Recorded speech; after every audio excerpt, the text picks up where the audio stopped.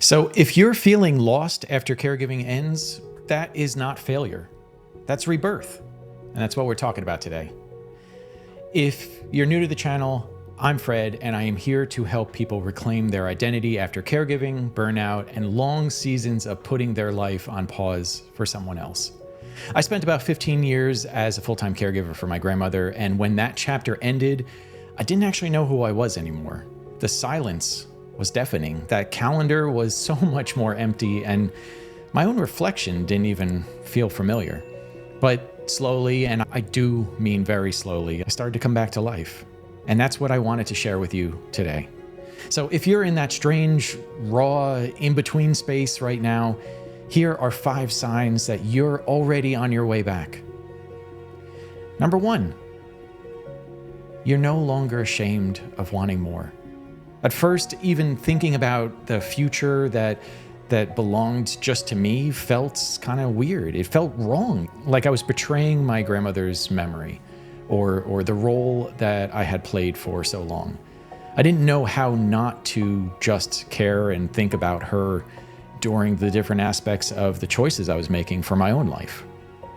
But eventually, I actually let myself whisper those words. I want more. I want more peace. I want more purpose. I want more joy. I want more me. I don't want to just think about everything that I lost or I could have done or that didn't really align anymore. I wanted to show up for myself so that I could have that future that I was always meant for. Number 2, you catch glimpses of old passions and they stir something in you. I mean, maybe it's a book that you actually used to love. Maybe a song that hits you differently, makes you want to dance a little bit. Maybe it's been years, or maybe it's just a simple conversation that reminds you of who you used to be before life got so heavy and chaotic and full of somebody else's schedule. Those are not just memories. Those are the breadcrumbs leading you back. Those are clues that will lead you to your own spirit. And your spirit is still alive. It's starting to tap that glass again and wake up to what is alive that you've put into that cage for so long and is waiting to come back out. Number 3, rest doesn't feel like threat anymore. As a caregiver, I felt like anytime I closed my eyes, something was going to go wrong. So I would consistently wake up almost in a panic that I might have missed something. And rest felt like I was being weak. If I fell asleep, I felt like I fell asleep on the job. Even though there was no way I could possibly stay up 24/7, making sure everything was going perfectly, I was in this trap of not wanting to sleep. And even though my body was craving it, even though my soul was craving a little bit of peace and quiet and rejuvenation in myself, I was so scared that I was going to miss something that I was supposed to be there for. I used to feel guilty for sitting down sometimes, like I was always supposed to be doing something. For doing nothing and taking a moment to just kind of collect myself, I would almost hate myself for the rest of the day. And that just wasn't a fair punishment for literally taking a moment to breathe. I mean, even closing my eyes felt like I was abandoning a responsibility, even if it was just a moment to kind of analyze the day and see what the next step was. Eventually, that guilt lifted, and I actually let rest become not only a right and not just a reward, but part of life, a part of the responsibility to myself that I needed to make sure that I was still able to go forward and live the life that I was meant to live. Number 4, you're questioning the story that you've been told about who you are. And you stare into that mirror and you wonder, if I'm no longer taking care of this person, who am I supposed to be taking care of next? Because you start to identify with the fact that you are a caregiver and you care so much for someone, and you have this void in your life when that person is no longer there. You start to crave that aspect of having someone to fill that space, or something at least to fill that space. Now, this can turn into a hobby. This can turn into, having a garden and things of that nature. But at the same time, when you don't respect the fact that you're just a person as you are, and you don't have to only identify with someone who takes care of something else or someone else, what if I'm more than the role that I played? What if I'm actually just a person that has passions and dreams and an identity of his own or her own or whoever's own? You can write this new chapter. That caregiving chapter was just that. It was a chapter of life, but that doesn't mean that the story is over. You have the ability to start that new chapter in a whole different direction. That's not an identity crisis. That's an identity awakening.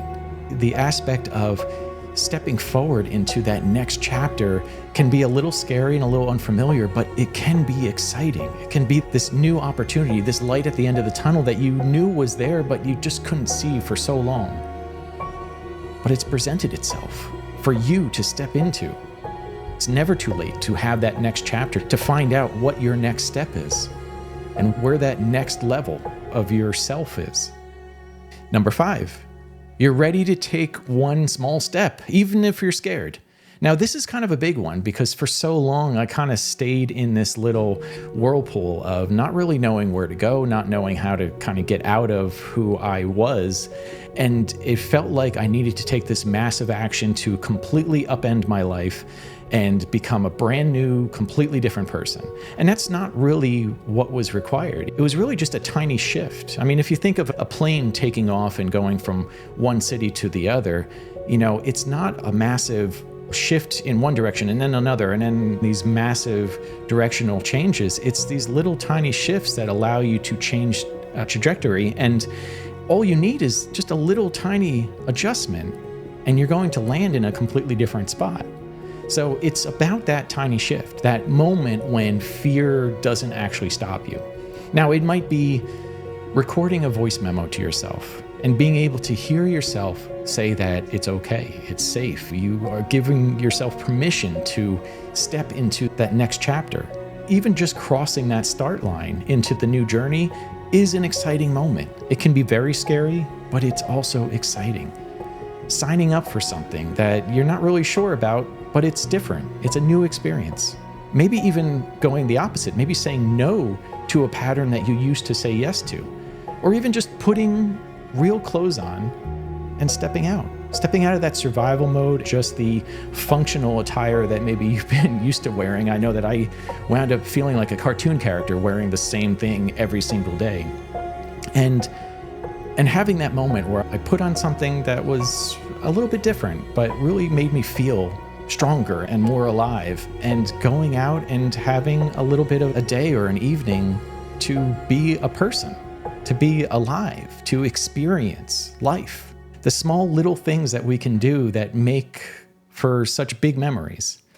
That small step is how the momentum starts. It doesn't have to be a huge jump. It doesn't have to be a massive action that launches you to the top of the mountain. It can be just that little shift that starts the momentum that will create that massive action. So when I pressed upload on my first video, I was terrified. Most of the time, I didn't even know what I was doing. I wanted it to be perfect, but of course it would never be. And that was because I was putting this limitation on myself. And I knew that this is how I can find my way home, because I need to say these things so that I can feel that I'm still a person, I'm still alive, and I still have something to share with this world. And that is true for you as well. The person that you took care of may no longer be in your life, but the person you are right now is still here and still available and still needed in the world. The world wants you to show up. The world wants you to be you. You're not just a caregiver. And if you're ready, it's your responsibility to yourself to step forward and live that life that's been waiting for you. Now, if even one of these kind of signs feel familiar, I want you to know you're not broken. You're in transition and you are becoming someone new, which is an exciting feat. And that's why I created the 7-day identity reset. It's a short, simple, grounding journey back to yourself. It's not about pressure. It's not about overwhelm. It's just one day at a time, one page at a time, one breath at a time to come back to you. I know that there's more out there, and that next chapter is waiting for you to step into it. And if you're ready, I want you to go for it. I believe in you. You got this. I'll see you next time. Today is going to be a great day. Just let it be a great day.